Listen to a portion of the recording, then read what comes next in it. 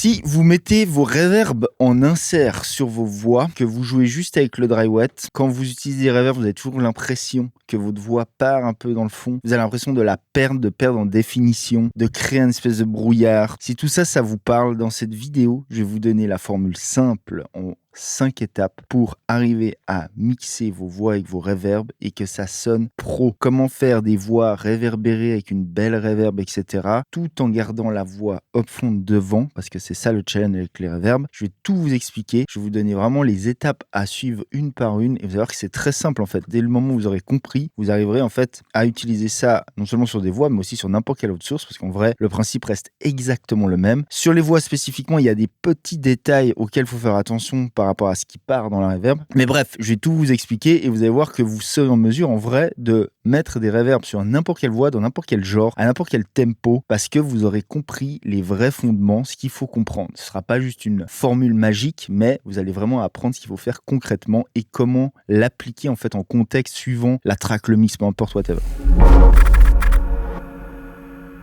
Si vous voulez apprendre des choses quotidiennement, vous pouvez vous inscrire à ma newsletter 100% gratuit. Vous recevrez des tips quotidiens que j'écris moi-même sur le mixage, le mastering, le sound design, la production. Vous allez vraiment apprendre plein de choses. Je vous donne vraiment des choses que je donne que dans la newsletter, où j'expérimente et où je vais loin comme ça sur certains sujets par écrit. Donc si vous voulez apprendre des choses comme ça sous forme écrite tous les jours quotidiennement, et en plus vous recevrez 300 presets sérum gratuits, plus une formation 100% gratuite sur comment setup votre home studio, quoi acheter, quoi ne pas acheter, comment ne pas faire en fait les erreurs de débutant quand on monte un home studio. Tout ça 100% gratuit. Si ça vous intéresse, tous les liens sont en dessous. Ok, donc ici j'ai une voix. J'ai posé une Valhalla Vintage Verb. Dans les deux cas, tout ce que je vais vous faire écouter ici, c'est exactement la même reverb. Vous allez voir que juste dans l'exemple A ici, elle est posée en insert comme le font la plupart des gens. Vous allez vite comprendre qu'il faut arrêter de faire ça. Et dans le deuxième cas, elle est posée correctement. Donc dans le premier cas, ça sonne comme ça. Won't you come on over, baby? Won't you come on over, baby? Won't you come... Donc en fait, le problème avec ça, c'est pas forcément que ça c'est moche en soi. D'ailleurs, on pourrait écouter ça en contexte. Ici, j'ai juste une loupe avec un contexte, comme ça, c'est comme si on était dans un mix. Won't you come on over, baby? Won't you come on over, baby?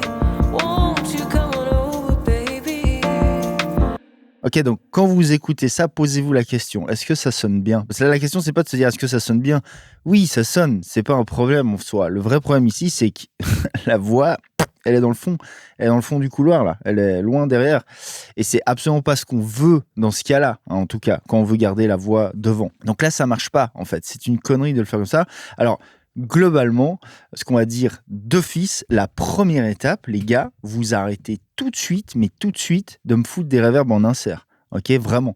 En tout cas, quand vous voulez vraiment créer une reverb et que cette reverb fasse partie intégrante du mix, en fait, il faut voir ça comme si c'était une source à part entière, la reverb. C'est pas juste un FX qu'on balance, allez, terminé.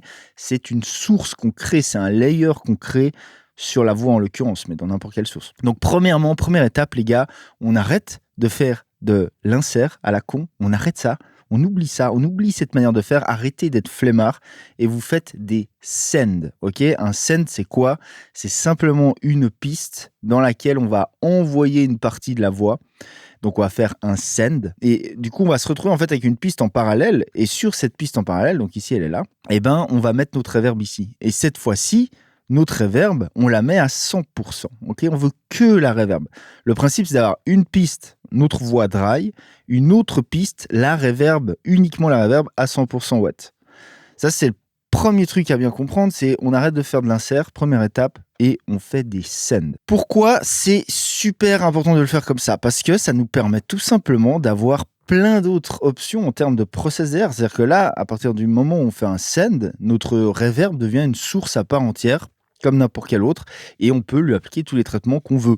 Et du coup, ça nous donne beaucoup plus de pouvoir par rapport à comment on peut faire sonner et comment surtout on peut intégrer cette reverb dans le mix. D'accord? Alors maintenant, je vous montre, avant d'aller plus loin, l'exemple que j'ai fait ici.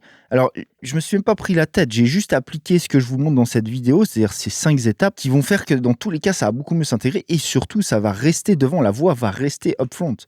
Il y a des cas, attention, on veut utiliser de la reverb pour faire partir des sources, dans ce cas-là, c'est une autre utilisation. Je parle pas de ça dans cette vidéo, là, je parle de l'utilisation de reverb sur la voix tout en gardant la source upfront. C'est aussi valable valable sur tout ce qui lead, des synth lead, des machins, tous les trucs, tous les éléments que vous voulez qui restent devant tout en créant de la grosse reverb derrière, grosse ou petite d'ailleurs, le principe sera le même. Donc ici, je vous fais écouter en solo déjà la voix avec la reverb. La reverb, c'est la même, hein. C'est exactement la même reverb. J'ai absolument rien touché dans les réglages de la reverb exprès. Les deux seules choses que j'ai touchées, et vous allez comprendre pourquoi plus tard, c'est pour ça que c'est bien important de suivre ces étapes, c'est le pré-délai et le decay. C'est la seule chose, mais le son de la reverb, c'est le même, hein. Won't you come on over, baby? Won't you come on over, baby? Won't you come on over, baby? Hey. Ok, comparé à ça. Won't you come on over, baby? Won't you come on over, baby? Won't you come on over, baby? Hey. Won't you come on over, baby? Won't you come on over, baby? Alors peut-être certains d'entre vous vont dire ouais mais c'est moins fort. Ah, ok, alors regardez bien, la reverb elle est là, hein. Je vais la mettre plus forte maintenant, donc elle sera trop forte par rapport à la voix, mais captez, écoutez, concentrez-vous sur le fait que la voix, comment elle reste en fait à son plan sonore devant, ok? Won't you come on over, baby? Won't you come on over, baby? Won't you come on over, baby? Hey. Won't you come on over, baby? Won't you? Vous voyez qu'en fait la voix ne bouge pas. Au contraire, si on fait ça, Won't you come on over, baby? Won't you come on over, baby? Won't you come on over, baby? Hey. plus je monte le dry wet, plus je monte le wet, plus ma voix en fait elle part derrière, plus elle est au fond de la pièce. Donc bien sûr l'autre truc qui est pas pareil là pour la comparaison, c'est évidemment le fait de faire du dry wet. En fait plus je mets du wet, moins j'ai du dry, hein. Donc c'est aussi une des raisons pour laquelle c'est très explosé de faire ça comme ça en insert, c'est que le plus je monte ici mon wet, le moins j'ai le dry. Donc en fait je fais pas que monter le niveau de la reverb, là je fais aussi baisser le niveau de ma voix dry. Donc, c'est une autre raison pour laquelle on fait jamais des inserts comme ça. Après, il y a des cas dans le mix, on est bien d'accord. Je sais pas, vous avez un petit élément, vous voulez juste mettre une reverb, on peut le mettre comme ça en insert, jouer avec le dry wet. Pourquoi pas? Je dis pas que c'est interdit, hein. Je dis juste que si vous voulez faire les choses bien, si vous voulez faire des vrais reverbs professionnels, ça se fait en faisant des sends, tout simplement parce qu'il nous faut ces options de process derrière. Il faut qu'on sépare en fait les deux. Ok? Donc voilà, ça c'est la première étape. Faites des fucking sends, arrêtez les fucking inserts. Premier truc. Maintenant, le deuxième truc, c'est justement, vu qu'on fait des scènes, la deuxième étape, c'est de choisir sciemment qu'est-ce qu'on envoie à quel niveau. Ne croyez pas, en général, que pour les voix, encore une fois, je parle vraiment de voix dans cette vidéo, mais c'est encore une fois valable sur tous les éléments, hein, plus ou moins à différents niveaux. On envoie très rarement tout au même niveau, en fait. Tout simplement parce que le fait d'envoyer tout au même niveau, qu'est-ce que je veux dire par là? Regardez ici. Ça, c'est le scène que j'ai fait, hein, pour la voix. D'accord? Donc le plus j'envoie fort, le plus ça part fort dans ma reverb. Donc il y a déjà, la première chose à dire, c'est que il faut observer un truc, c'est qu'il y a des choses que j'envoie pas, tout simplement déjà. Ça me permet en fait de trier, de choisir qu'est-ce que j'envoie dans ma reverb et à quel niveau. Et vous pouvez voir, premier truc, c'est que j'envoie pas les respirations déjà. Parce que est-ce que vous avez envie de réverber ce genre de truc? Absolument pas, quoi. On veut pas ça dans la reverb, d'accord? Généralement, en fait, dans la reverb, ce qu'on veut réverbérer, entre guillemets, c'est plutôt le côté tonal de la voix, c'est le côté harmonique de la voix. Donc, c'est généralement plutôt les fins de mots, en vrai, ou les fins de phrases, etc. Ok, ça c'est le premier cas. Et vous voyez que d'ailleurs, ici, ce qu'on va voir là, je vais vous le faire écouter. Come on over, baby. Oui, ces genres de bruit, en fait, là, il faut comprendre un truc, c'est que dans la voix, elle se, entre guillemets, divise en plusieurs parties. Il y a une partie noise, bruit, donc il y a tous ces bruits de bouche. Généralement, on veut pas trop les réverbérer, on veut pas trop que ça parte dans la réverb, parce que c'est moche, ce genre de son qui... Vous voyez ce que je veux dire? C'est pas joli, donc on veut pas ça. Le simple fait de faire un send, de faire une reverb sur une return, sur une aux return, nous permet déjà de choisir de pas envoyer, ou en tout cas de moins envoyer certaines parties du son, tout simplement. Et donc ça, c'est le premier trick. Alors certes, ça prend plus de temps, mais vous aurez un résultat 1000 fois meilleur. Rien qu'en jouant avec ça, vous pouvez totalement changer la reverb et avoir une reverb en fait qui va juste réverbérer certaines parties de votre voix, de manière beaucoup plus précise. Alors que là, en vrai, déjà ça, avec le dry wet, en fait, vous oubliez. Tout simplement parce qu'à chaque fois que vous faites du wet, bah, il y a moins de dry, encore une fois, hein. Donc là, ça, encore une fois, c'est la ponction qu'on fait en send dans notre reverb. Donc, vous notez un truc, c'est que j'envoie pas les respirations et j'envoie moins les en fait, qui sont souvent au début des mots. Donc, de manière générale, vous voyez que les débuts de mots sont un peu moins envoyés, sont un peu moins... c'est comme des sortes de fade, comme ça. Et vous voyez un truc aussi, de manière générale, j'envoie plus les fins de phrases, tout simplement. OK ? Pourquoi ? Parce que de cette manière-là, en fait, ma reverb, elle va venir en gros être plus forte. Je vais avoir plus de reverb via ces mots-là. Donc, ça va venir en quelque sorte boucher un peu plus les trous. Hein, OK ? Et donc, de manière générale, hein, quand on réverbère une voix, c'est aussi valable avec des délais, tout ce qui est effet temporel globalement, tout ce qui va traîner dans le temps, tout ce qui va en gros créer du sustain, ça va dépendre d'une part du tempo, tout simplement, parce que plus je vais vite, moins j'ai de place en fait, si vous voulez. Moins j'ai de trous à boucher, entre guillemets, avec ma reverb. C'est le premier truc. Et ça va aussi de pair avec comment c'est chanté. Quelque chose qui est rappé, genre ultra rapide, où c'est non-stop, ça parle non-stop. En réalité, on réverbère pas vraiment, en tout cas pas de cette manière-là. On va pas faire des longues queues de reverb, etc. Ou alors, on va faire juste ce qu'on appelle des throws, des sends, comme ça, juste sur certains mots, hein, certains tac-tac par-ci, par-là. Et on va plutôt envoyer, ça peut être des reverbs, mais plutôt dans des delays, des choses, et envoyer juste certains mots comme ça pour mettre l'accent dessus, mais on va généralement pas tout envoyer de manière fixe parce que c'est le pire truc qu'on puisse faire. Ça va créer une espèce de brouillard comme ça derrière la voix. Non. C'est pour ça que généralement, en vrai, on va pas se mentir, ça fait partie aussi de l'esthétique, mais dans tout ce qui est rappé, etc., tout ce qui parle vite, tout ce qui a de la voix un peu de manière constante, en général, c'est moins réverbé, ou alors c'est des réverbes beaucoup plus courtes, très très courts, qui créent une sorte de vibe comme ça, une sorte de room, mais qui sont très courtes. Il n'y a pas de queue, il n'y a pas de sustain.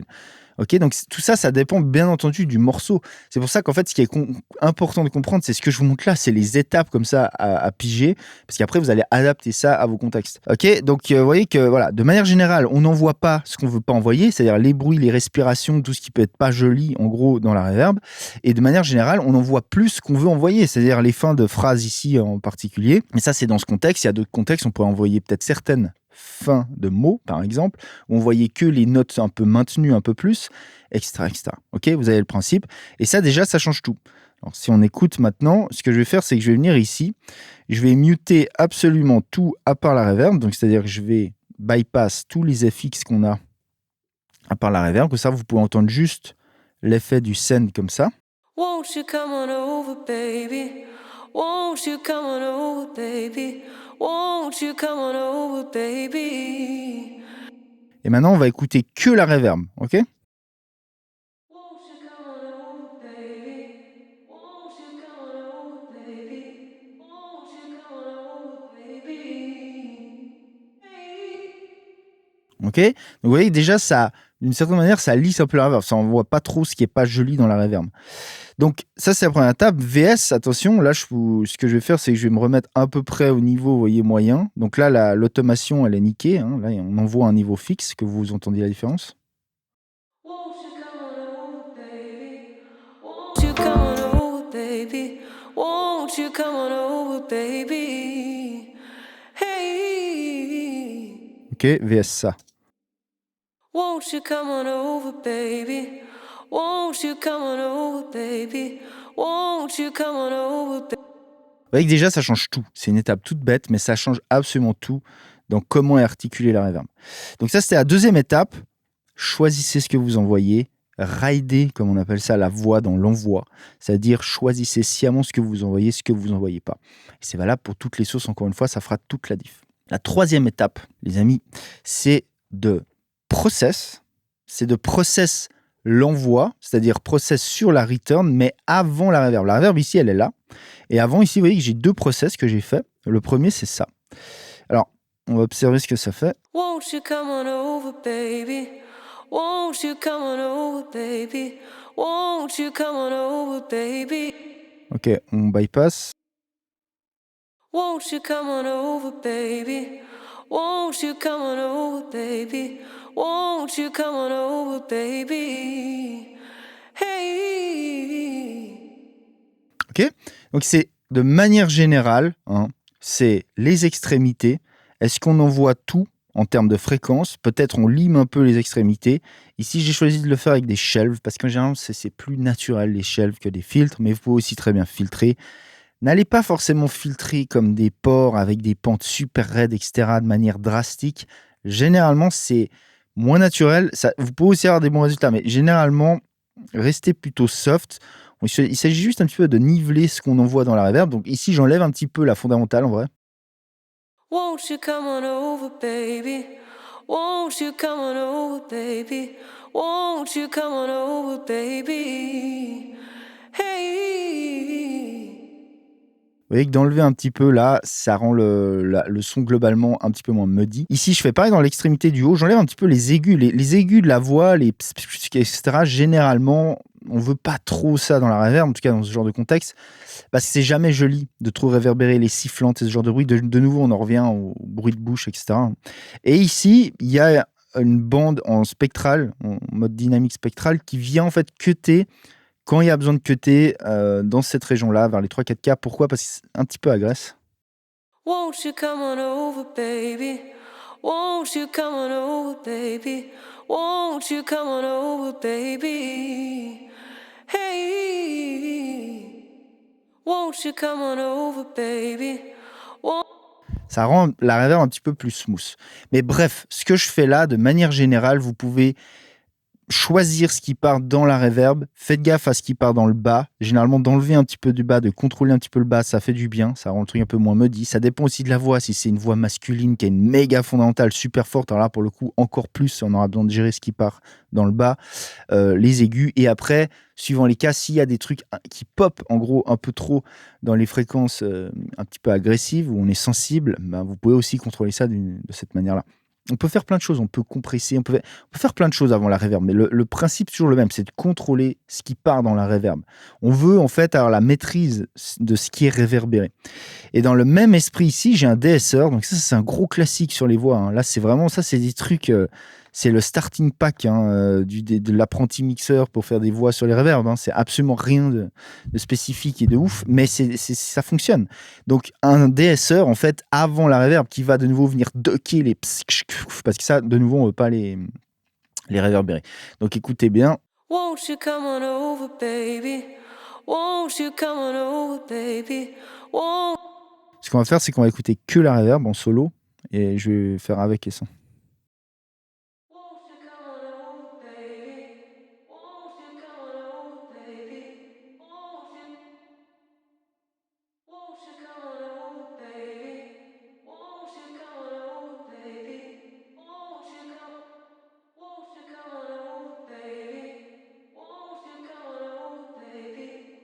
Donc vous voyez que ça enlève les chk, bon, chk. Ça les duck, en fait, ça les enlève.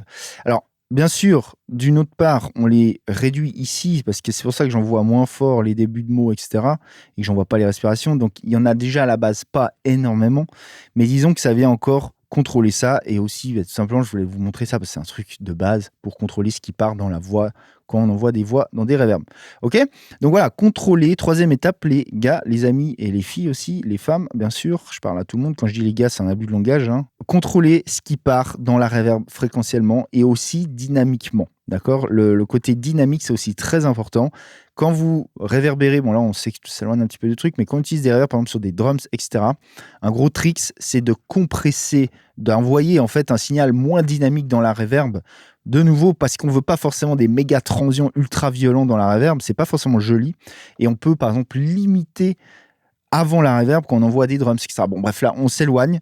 À la limite, si vous voulez ce genre de vidéo sur comment on réverbère, comment on utilise les reverbs, etc. sur des drums, vous me marquez Reverb Drums dans les commentaires et je saurai qu'il y a de l'intérêt là autour. Ensuite, nous arrivons dans notre reverb même. Et là, dans la reverb, bien sûr, il y a plein de choses à dire, mais dans cette vidéo, je vais parler des deux éléments. Là, je vulgarise, je vais vraiment à l'essentiel. Je fais le 20-80 de la reverb. Le plus important, c'est deux fucking paramètres, c'est le pré-délai et le decay. C'est les deux paramètres que vous devez masteriser.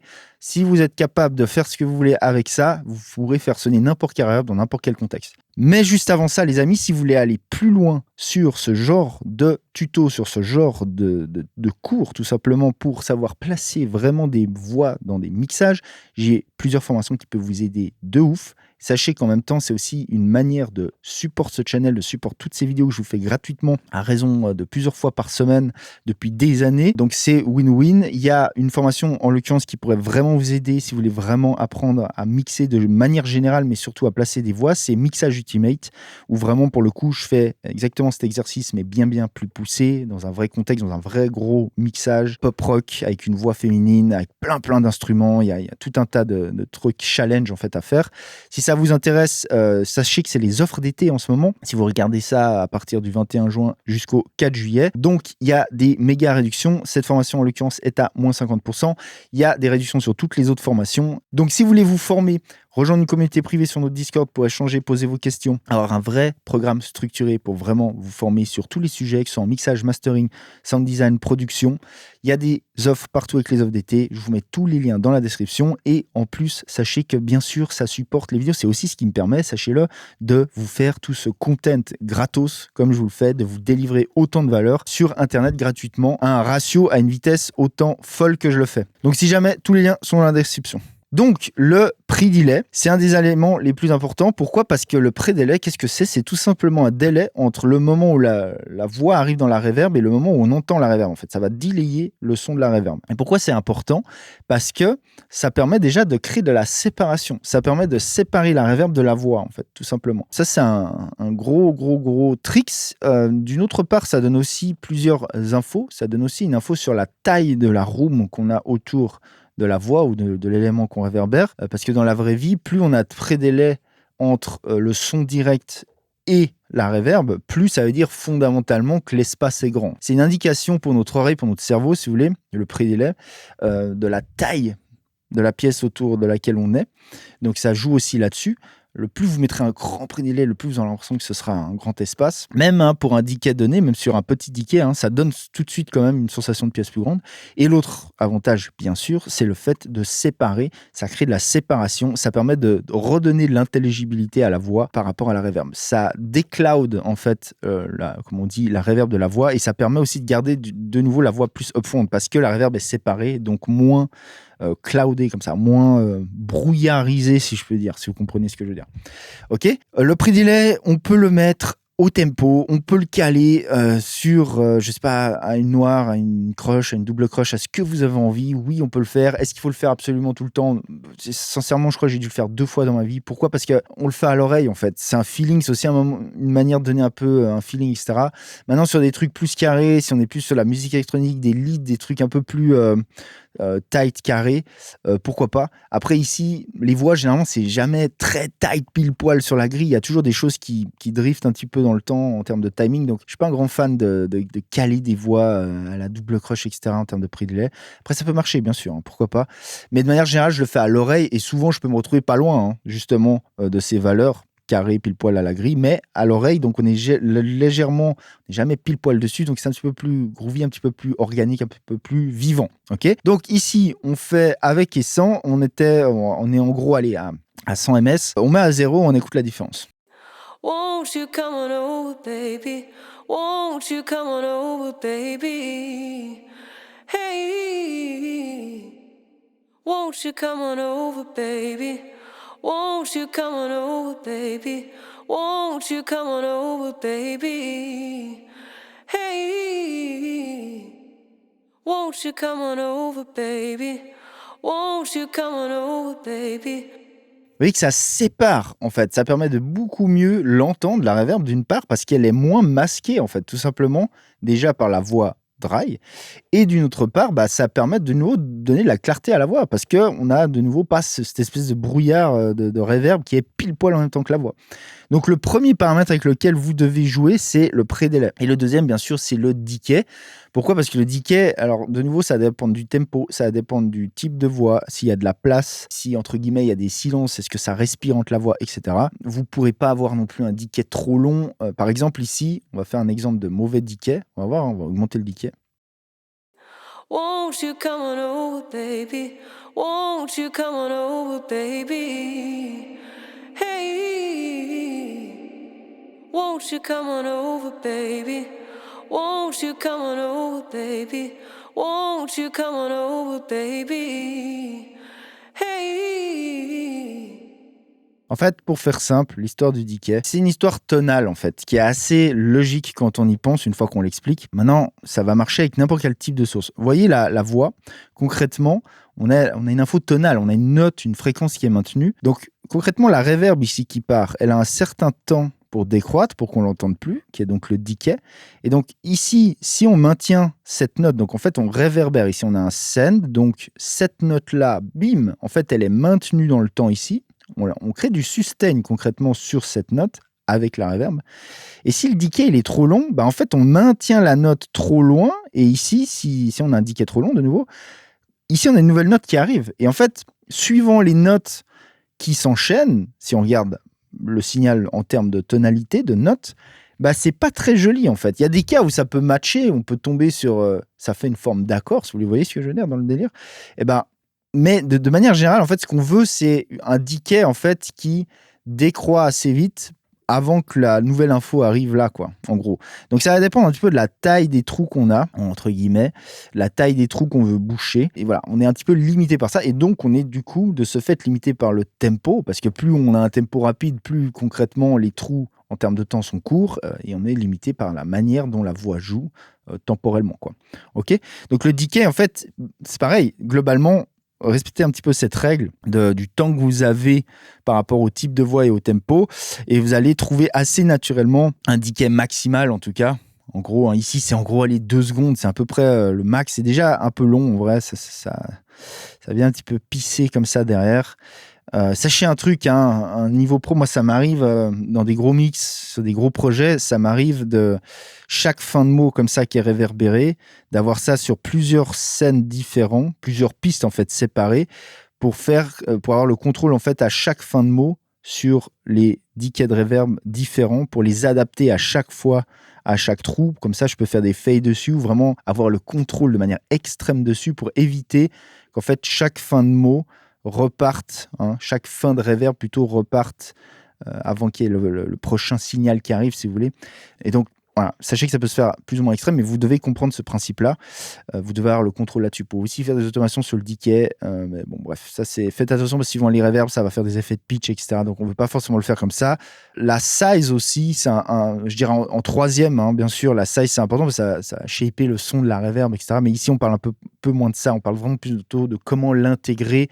Et je prends ici, en vrai, hein, c'est un Vala Vintage Verb par défaut. Hein, c'est-à-dire que c'est le son par défaut. Hein. J'ai absolument rien touché. J'ai juste tweaké le pre-delay, le decay. C'est juste pour vous illustrer qu'on peut faire ça sur n'importe quel type de reverb et en fait avoir le même résultat. Donc voilà, on est au quatrième, je sais plus, quatrième, cinquième élément, on va dire, quatrième, allez, on les met ensemble. C'est le fait de régler un bon pre-delay, un bon decay par rapport à votre mix, par rapport à votre contexte, et vous allez voir que ça va beaucoup mieux. Et la dernière étape, les amis, c'est en réalité de mixer ça, c'est-à-dire de traiter maintenant cette source telle n'importe quelle autre source et de l'intégrer dans le mix. Donc, ça peut valoir n'importe quel effet derrière. Ça peut être des effets très créatifs. Soyez créatifs avec des reverbs. Essayez de balancer un chorus, essayez de balancer des phasers, des flangers, tout ce genre de trucs derrière. Vous pouvez aussi, bien sûr, avant la reverb, en termes de créativité, balancer des choses qui touchent au pitch ou au formant. Ça, c'est aussi un super trick, mais ça, je voudrais voir ça pour une autre vidéo. Si vous voulez voir ça, de nouveau, tapez formant dans les commentaires et je saurai qu'il y aura de l'intérêt dessus. On ne peut pas tout voir en une vidéo. Et bref, ici, je vais vous montrer le principal de nouveau. On fait le 20-80. Le truc le plus important, c'est ducker. On peut ducker la reverb, en gros compresser, faire du sidechain sur la reverb par rapport à la voix dry pour encore mieux l'intégrer, pour encore plus garder le contrôle dessus. Et ici, je le fais de deux manières. Je vous montre deux manières de le faire. Et ici, j'ai chaîné les deux manières. Donc, en fait, on va faire avec et sans. Je vous les mets à l'écran ici. Et je vous les bypasserai ici. En vrai, il y a aussi de l'EQ ici. Hein. Ok, donc bref, je le fous dans le lot. Et on fait avec et sans. Won't you come on over, baby? Won't you come on over, baby? Sans. Hey, won't you come on over, baby? Won't you come on over, baby? Won't you come on over, baby? Hey, won't you come on over, baby? Won't you come on over? Vous voyez comme ça vient intégrer vraiment la reverb à sa place par rapport à la voix. Elle vient vraiment juste un peu plus dans les trous, un peu moins quand il y a la voix. Ça permet vraiment encore une fois de plus de garder vraiment la voix où on veut en termes de plan sonore. Je vous fais écouter aussi tout ça en contexte avec l'instru entre guillemets. Vous regardez là les 3 plugins. On commence avec. Won't you come on over, baby? Won't you come on over, baby? Hey, won't you come on over, baby? Won't you come on over, baby? Won't you come on over, baby? Hey, won't you come on over, baby? Won't you come on over, baby? Won't you come? Ok, donc d'une part, bien sûr, la reverb est réduite en niveau quand la voix parle, donc elle est en fait globalement moins forte. Donc ça sert aussi un petit peu à la niveler dans le mix, bien sûr.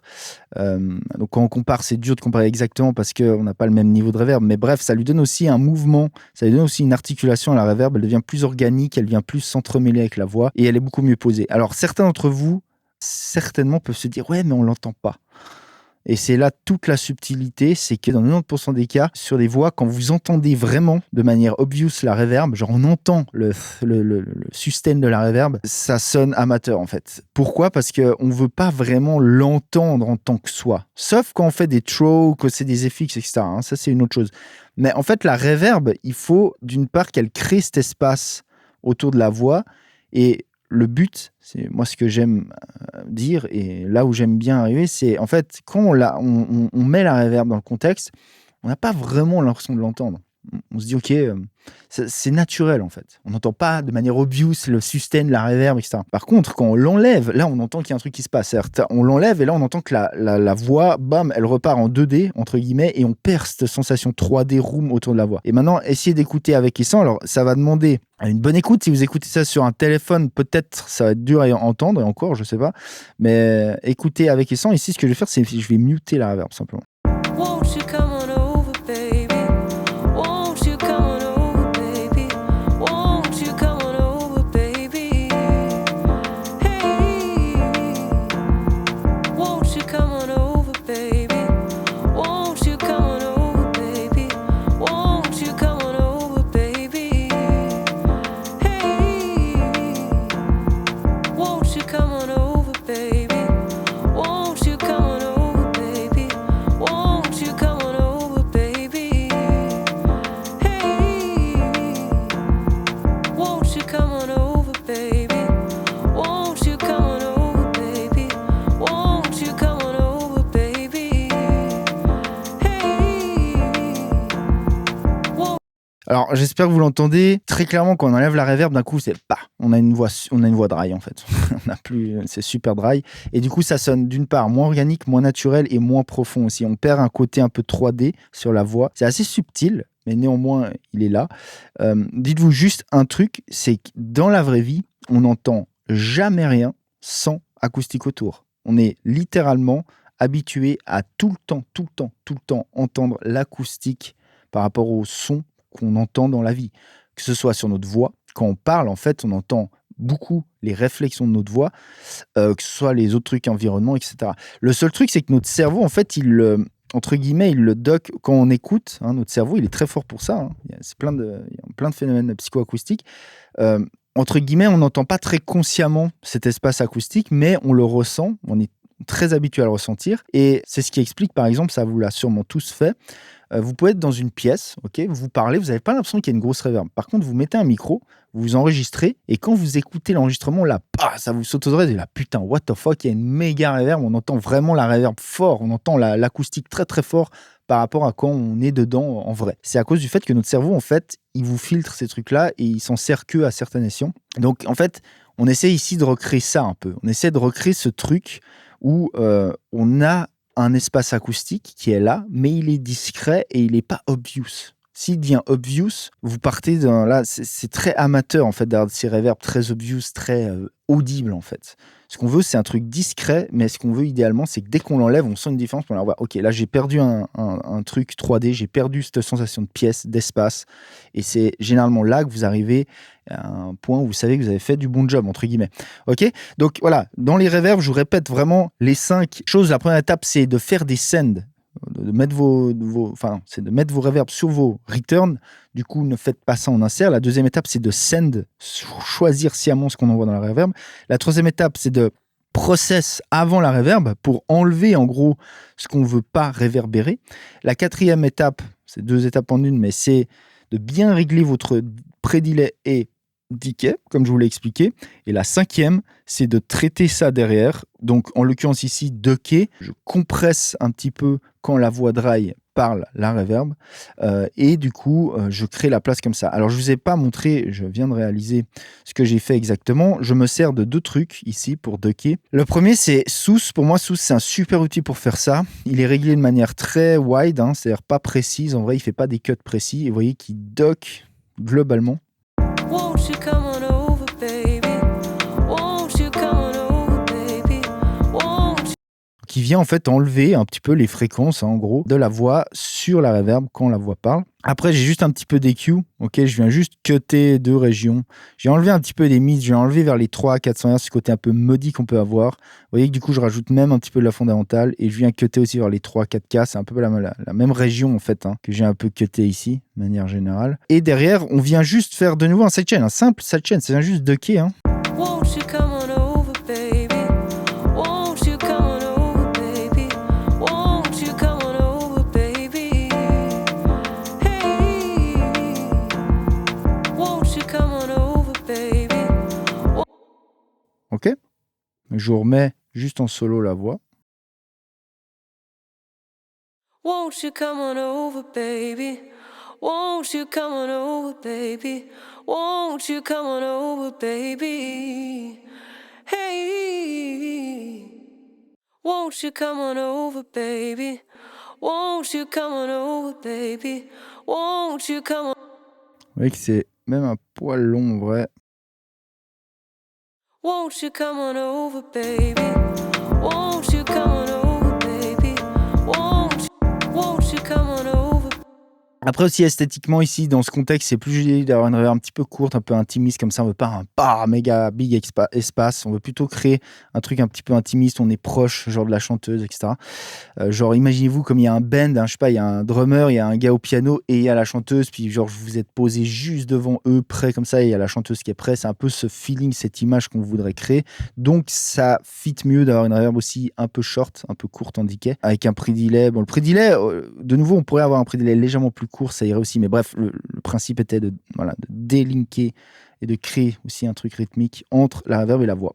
Donc si vous voulez d'autres vidéos sur les reverbs, encore une fois, commentez, ça je sais qu'il y a de l'intérêt autour de ça. Si vous voulez de nouveau vous former deep, soutenir ce channel, je vous le répète encore une fois, vous pouvez vous former, j'ai des tas de formations qui peuvent vraiment vous aider, des milliers d'étudiants satisfaits qui ont vraiment des résultats. Vous pouvez aller voir sur le site, il y a des tonnes de témoignages. Si vous voulez d'autres vidéos de ce genre-là, je vous propose cette playlist. Les gens, c'était Igor chez Sop Studio, je dis à plus, ciao.